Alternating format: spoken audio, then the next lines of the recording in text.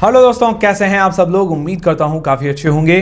तो दोस्तों बहुत दिन हो गए हैं और काफी कमेंट्स भी आ रहे थे कि आप कभी कभार एसएमई आईपीओ का भी रिव्यू किया कीजिए। और अभी देखा जाए तो कोई मेन बोर्ड आईपीओ भी ओपन नहीं है, तो जो ये आईपीओ इन्वेस्टर्स है वो भी चाहते हैं कि कोई ना कोई आईपीओ की डिटेल्स लेते रहें। तो आज के इस वीडियो के अंदर हम डिटेल्स लेंगे एक upcoming SME IPO RFBL flexi pack limited IPO, जो कि 12 से लेकर 14 मार्च के बीच में ओपन रहेगा। तो इस वीडियो के अंदर हम बात करेंगे इसकी कंपनी की डिटेल्स के बारे में, मतलब ये कंपनी क्या काम करती है, कौन से सेक्टर की कंपनी, फ्यूचर वगैरह कैसा रह सकता है। फिर इसके फाइनेंशियल्स फंडामेंटल्स जानेंगे, मतलब कंपनी प्रॉफिट के अंदर है या लॉस के अंदर है, और अपने जो भी कंपेटिटर्स वगैरह उनसे महंगी है सस्ती है। फिर इस आईपीओ की डिटेल्स के बारे में जानेंगे और लास्ट में जानेंगे इसका कंक्लूजन। तो देखिए, वीडियो शुरू करने से पहले एक चीज़ क्लियर करना चाहूँगा, कोई भी मेरी तरफ से बाय और सेल का रेकमेंडेशन नहीं है, सिर्फ आपको जानकारी प्रोवाइड करवा रहा हूँ और एजुकेशन पर्पज़ के लिए जानकारी है। और टेलीग्राम, इंस्टाग्राम, व्हाट्सएप, फेसबुक सबके लिंक डिस्क्रिप्शन के अंदर ज्वाइन करके रख लीजिए और लिंक से ही ज्वाइन कीजिए ताकि आपके साथ फ्रॉड ना हो, क्योंकि बहुत सारे फेक चैनल्स बन रखे हैं। तो सबसे पहले जानते हैं इस कंपनी की डिटेल्स के बारे में, मतलब ये कंपनी काम क्या करती है। तो आसान भाषा में जान लेते हैं। तो देखिए, कंपनी जो है फ्लेक्सिबल पैकेजिंग मटेरियल बनाती है। अब आप कहेंगे कि फ्लेक्सिबल पैकेजिंग मटेरियल होता क्या है। तो देखिए, जब आप बाजार से चिप्स का पैकेट, बिस्किट या नमकीन या दूध का पैकेट खरीदते हैं तो वो प्लास्टिक या फॉइल के अंदर पैक होता है, तो उसे ही फ्लेक्सिबल पैकेजिंग कहते हैं। सिंपल भाषा में आपको समझ में आ गया। तो ये लोग क्या करते हैं कि प्लास्टिक को अलग अलग लेयर्स के अंदर जोड़ते हैं, मतलब मल्टी लेयर्स के अंदर, ताकि जो अंदर का सामान है, खाना वगैरह, वो खराब ना हो। फिर इस फॉइल पर ब्रांड का नाम और डिज़ाइन प्रिंट करते हैं, फिर उन्हें वो रोल्स या बने बनाने पाउच जो है वो कंपनी को सेल करते हैं।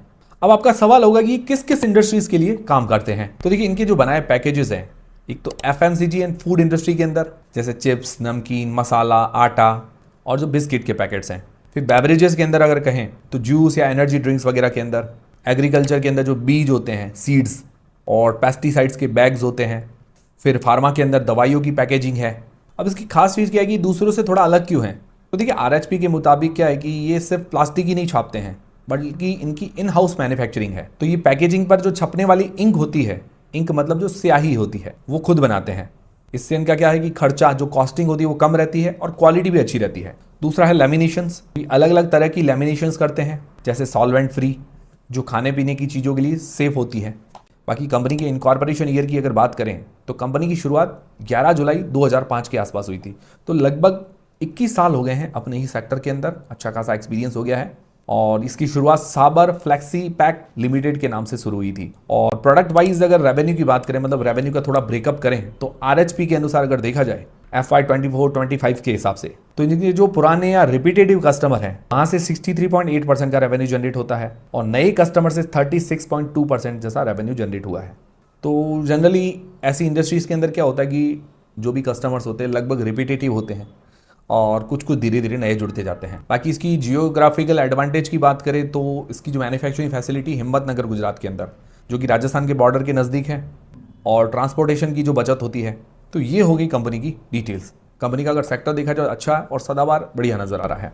अब इसके फाइनेंशियल्स और फंडामेंटल्स भी जान लेते हैं, जो कि 31 मार्च 2023 से 31 मार्च 2025 तक दिए गए हैं और 30 नवंबर 2025 तक के रिजल्ट दिए गए हैं। तो अगर एसेट्स अगर देखा जाए तो एसेट्स के अंदर ईयर ऑन ईयर ग्रोथ देखने को मिल रही है, लगभग 5 टाइम्स जैसी ग्रोथ हुई है।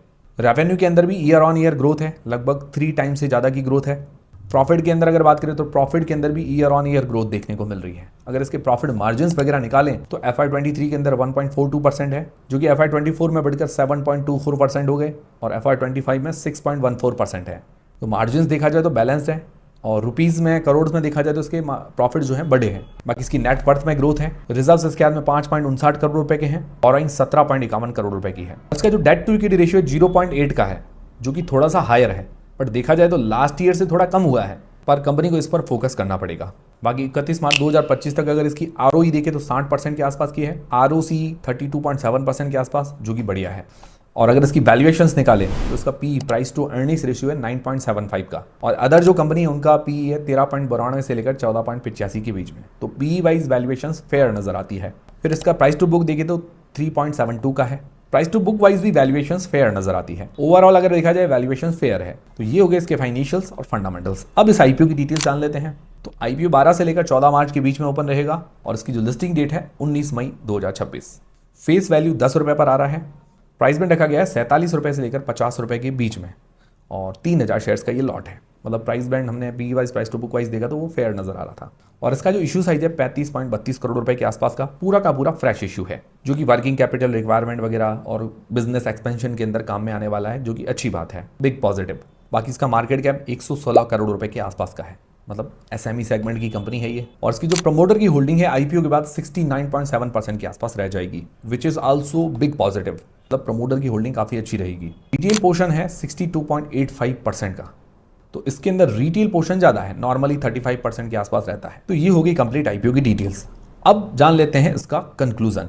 और देखिए दोस्तों, कोई भी बाय और सेल का रेकमेंडेशन नहीं है, सिर्फ आपको जानकारी प्रोवाइड करवा रहा हूं। तो जो भी आप डिसीजन बनाएं अपनी रिस्क और अपना एनालिसिस लगा के ही बनाएं। तो इसके कंक्लूजन के लिए हम क्या है कि इसका पॉजिटिव्स और नेगेटिव्स दोनों ही देख लेते हैं। पॉजिटिव में अगर देखा जाए तो सेक्टर अच्छा है और डिमांडिंग भी है, क्योंकि अगर सेक्टर देखा जाए ये पैकेजिंग वाला सेक्टर सदाबहार है और डिमांड हमेशा रहती है। फाइनेंशियली देखा जाए तो रेवेन्यू प्रॉफिट के अंदर अच्छी ग्रोथ है, मार्जिन्स इसके बढ़िया है, बैलेंस्ड है, वैल्यूएशंस रीजनेबल है पीई वाइज और प्राइस टू बुक वाइज, और इसकी इन हाउस मैन्युफैक्चरिंग है जो ये इंक स्याही वगैरह बनाती है, और प्रमोटर्स एक्सपीरियंस है क्योंकि करीबन 21 साल तो हो गए हैं कंपनी को मार्केट में उतरे हुए, आरओई आरओसी वगैरह बढ़िया है। तो ये हैं इसके कुछ पॉजिटिव पॉइंट्स। अब नेगेटिव्स क्या है, देखिए नेगेटिव्स भी जानना जरूरी है। तो देखिए डेट थोड़ा हाई है, तो इसको कंपनी को कंट्रोल करना पड़ेगा। बाकी दोस्तों एसएमई सेगमेंट की कंपनी है तो छोटे मार्केट कैप में रिस्क तो रहता है, उसके अलावा बाकी जो फैक्टर्स हैं वो बैलेंस नजर आ रहे हैं। ओवरऑल अगर देखा जाए कंपनी बैलेंस्ड है, सेक्टर वाइज सदाबहार सेक्टर है, वैल्यूएशंस वाइज बैलेंस्ड है। बाकी आप लोग क्या करने वाले हैं, अप्लाई करेंगे नहीं करेंगे, वो मुझे कमेंट करके जरूर बताइएगा। मिलते हैं दोस्तों अगले वीडियो के अंदर। वीडियो पसंद आए तो लाइक जरूर करें, चैनल को सब्सक्राइब कर लें, और टेलीग्राम इंस्टाग्राम व्हाट्सएप फेसबुक सबकी लिंक डिस्क्रिप्शन के अंदर है। और दोस्तों कोई भी बाय सेल का रिकमेंडेशन नहीं है, जो भी आप डिसीजन बनाएं अपनी रिस्क अपना एनालिसिस लगा के बनाएं।